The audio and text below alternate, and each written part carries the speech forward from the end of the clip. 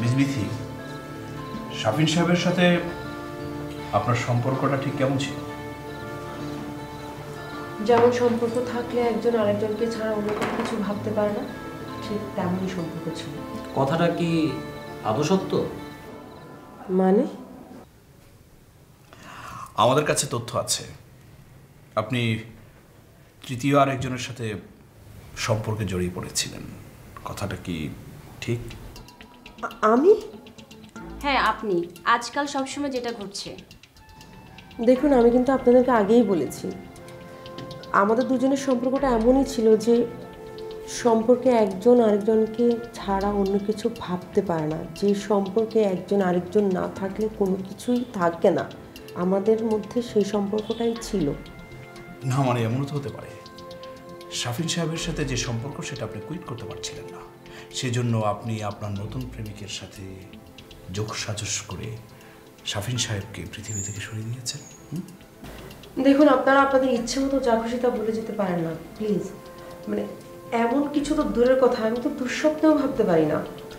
সবাই তার ভালোবাসা নিয়ে এমনটাই বলে থাকে, কিন্তু আমাদের হাতে এমন অনেক উদাহরণই আছে যেগুলো একেবারেই মেকি, যার মধ্যে ভালোবাসার কোনো ছিটে ফোঁটাও একদম অবশিষ্ট থাকে না। শাফিন সাহেব আপনার প্রথম প্রেম নাকি অন্য কারোর সাথে আপনার সম্পর্ক ছিল?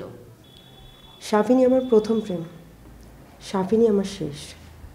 ওকে, ওয়েল, আপনি শাফিন সাহেবকে অনেক ভালোবাসেন, কিন্তু আমার প্রশ্নটা হলো আপনি যদি শাফিন সাহেবকে এতটাই ভালোবেসে থাকেন তাহলে তার মৃত্যুর পর তার লাশটা দেখতে গেলেন না কেন?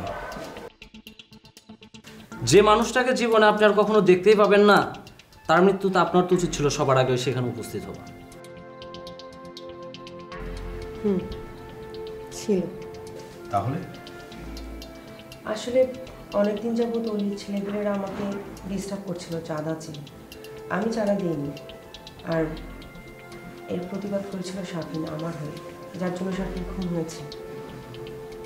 এই জন্য আমি নিজেকেও ক্ষমা করতে পারছি না। এই খুনের দায়ভার আমি নিজে থেকে কাঁধে নিয়েছি, কিন্তু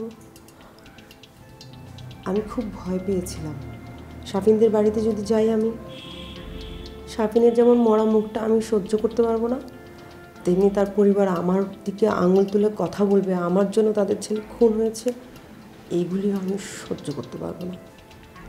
সেই ভয়ে। এটা বিশেষ কোনো কারণ হতে পারে না মিস বিথি, আপনি ইচ্ছে করে আমাদের কাছে সত্যিটা লুকিয়ে যাচ্ছেন।